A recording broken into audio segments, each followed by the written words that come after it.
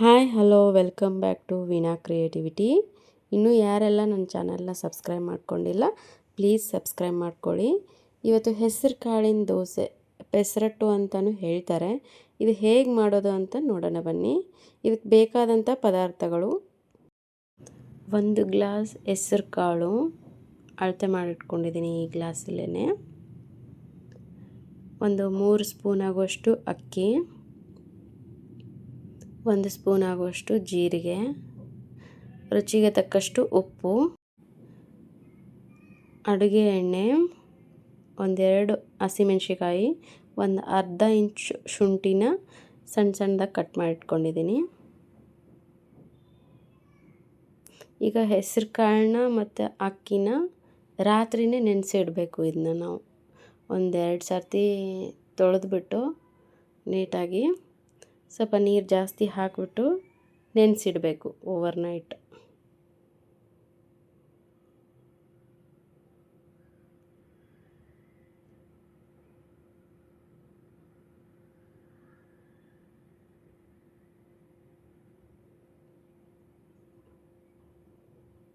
ನೀಟಾಗಿ ಚೆನ್ನಾಗಿ ತೊಳೆದ್ಬಿಟ್ಟು ಓವರ್ನೈಟ್ ನೆನೆಸಿಟ್ಬಿಟ್ಟು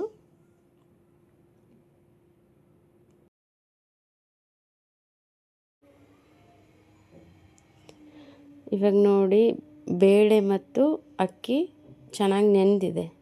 ಇನ್ನೊಂದು 2 ಸರ್ತಿ ಇದನ್ನ ನೀಟಾಗಿ ತೊಳ್ಕೊಂಡು, ಈಗ ಒಂದು ಜಾರ್ ತೊಗೊಳ್ಳಿ. ಇದು ಒಂದು ಅರ್ಧ ರುಬ್ಕೊಳ್ಳಿ ಫಸ್ಟು.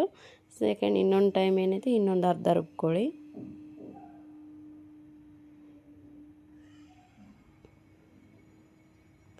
ಈಗ ಒಂದು ಹಸಿಮೆಣಸಿಕಾಯಿ, ಒಂದು ಸ್ವಲ್ಪ ಶುಂಠಿ, ಒಂದು ಸ್ವಲ್ಪ ಜೀರಿಗೆ, ರುಚಿಗೆ ತಕ್ಕಷ್ಟು ಉಪ್ಪು,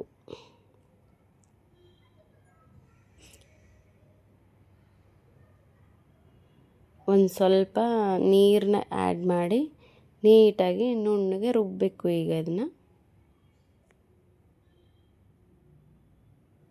ನೋಡಿ, ಈ ರೀತಿ ರುಬ್ಕೊಂಡು ಒಂದು ಪಾತ್ರೆಗೆ ತೆಗೆದಿಟ್ಕೋಬೇಕು. ಇದನ್ನ ನೀವು ಫರ್ಮೆಂಟ್ ಮಾಡೋ ಅವಶ್ಯಕತೆ ಏನಿಲ್ಲ, ಇಮಿಡಿಯೇಟಾಗಿ ಮಾಡ್ಕೋಬೋದು. ಒಂದು ಹಂಚಿನ ಕಾಯಕ್ಕಿಡಿ. ಈಗ ಕಾಯ್ದ ನಂತರ ಈಗ ನಾರ್ಮಲಾಗಿ ಅಕ್ಕಿ ದೋಸೆ ಹೆಂಗೆ ತೀಡ್ತೀವಿ ಅದೇ ರೀತಿ ತೀಡಬೇಕು. ಇದನ್ನು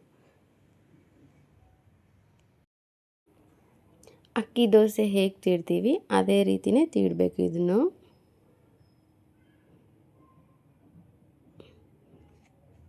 ಈಗ ಇದಕ್ಕೆ ಒಂದು ಸ್ವಲ್ಪ ಮೇಲೆ ಎಣ್ಣೆಯನ್ನು ಹಾಕಿಬಿಟ್ಟು ಸಣ್ಣ ಉರಿಯಲ್ಲಿ ಬೇಯಕ್ಕೆ ಬಿಡಬೇಕು.